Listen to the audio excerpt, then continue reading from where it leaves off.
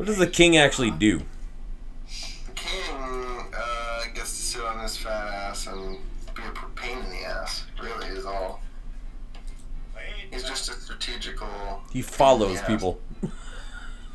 Oh yeah, you can follow your...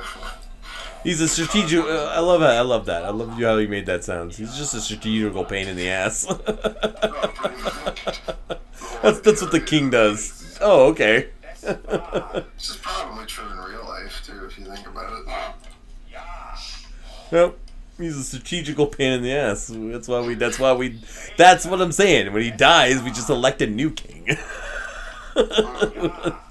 It's like, why do we need a king at all? Well, technically we don't.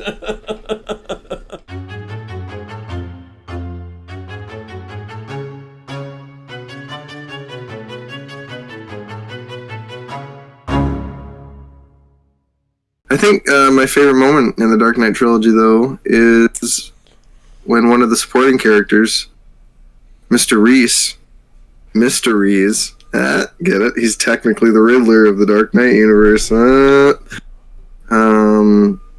Discovers the identity of Bruce Wayne, and then Mr.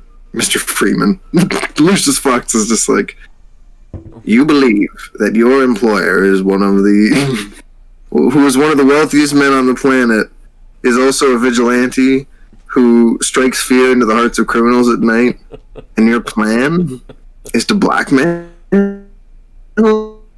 this person? Good luck. It's the supporting characters that make it a film. I don't know why I'm already going to that. Alright, see, this is what happens when you just tell me to fucking... Is your coffee ready? Excellent. Welcome to Coffee and Cannabis. Now I'm your host, Clint Fleury. And I am your co-host, Austin Campbell, yes, aka Afrotastic27. And we are here to talk about writing and basically, weed and drinking coffee and kinds of shenanigans. All kinds of shenanigans. No, we're going to talk about so many things today with writing and so many things. No, it's a short period of time. Yeah. We'll be back with you again next week, and we'll bring you even more. But this time, let's dissolve.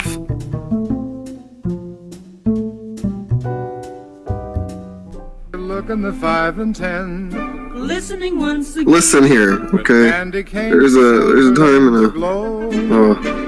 It's beginning to look a lot like Christmas. We're supposed to be joyful. We're supposed to be gift-giving. We're not supposed to be cynical and madness. No. It's because I've been writing dark stuff. And that's all I've been writing right now, dark stuff. So. Nothing but dark stuff? Yeah, me too. I'm really into the torture. I just have these stories in my head, and Silent Hill has been back on my radar, so I've really been into that. And that's pretty messed up too, but I love this manifestation physically of people's mental health related stuff and just life and trauma, and I don't know, it's really... I've been thinking about that because I've been thinking about Watchmen. Just in general, the idea of the morality of Watchmen and what Watchmen is as a narrative of superheroes.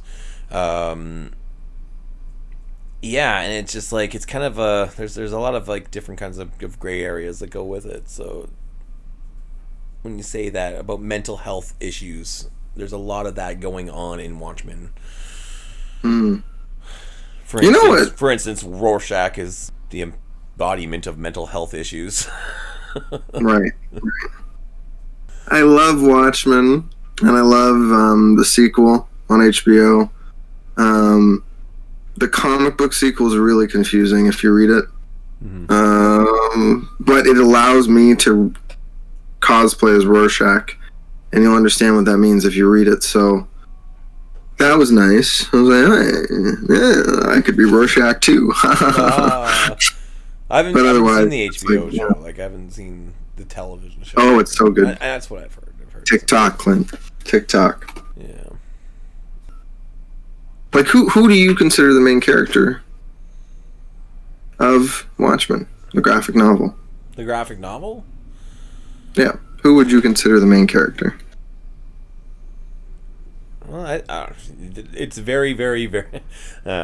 You can't really pin down one main character in that one because they're all That's my point. they all have their own individual narratives, right?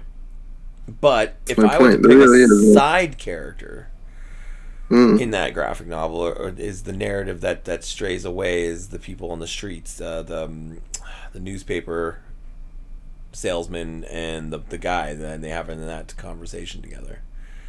Mm. Oh man, the newspaper guy and then how at the end they learn they both have the same name. It's all symbolic and it's all really like. It ties it all together. But it's so weird and so interesting because you're like, who cares? But also like, oh no, wait, this means a lot. Like, and also, like these were just two random characters that had no connection whatsoever before this. Like, I don't know. It's I think side characters, and I think what Watchmen reminds us is you are like a main character is always a side character in some other like someone else's story. You know what I mean? Like, there's always other characters, if they are really fleshed out, if they have depth, then there's kind of a constant narrative going on, right? Mm-hmm. And I think that's I think it's one of those things that can be tricky to genuinely convey without like I think some writers just can overload their readers with information, like way too much exposition, for example. And then it's like, okay, well, that's boring, or like, oh great, I know all this about this, but it's like that's if you make it through it, right? Because it's like it's just that it's so heavy. I don't know, but I think doing a lot of character work really, and having strong supporting characters. It's like how Christopher Nolan casts, high-profile actors. He tends to do this where he casts high-profile, older, veteran actors in supporting roles in his films. And then younger, newer, actors in lead parts. Which I like about his films, kind of gives that mentor role a little bit more. He explores that mentor role a lot. Yeah. Which, Alfred is a nice supporting character for Batman because he fits in that nice mentor role. Which one thing I really liked is when Bruce filled it as well. Like when Bruce filled that mentor role and kind of took a step aside for Terry McGinnis in Batman Beyond, and that's like right.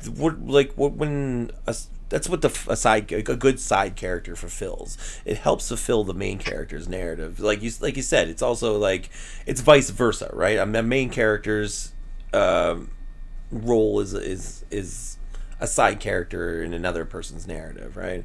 We're all the main characters in our narrative, so we could all look at all narratives at all characters in narratives as main characters.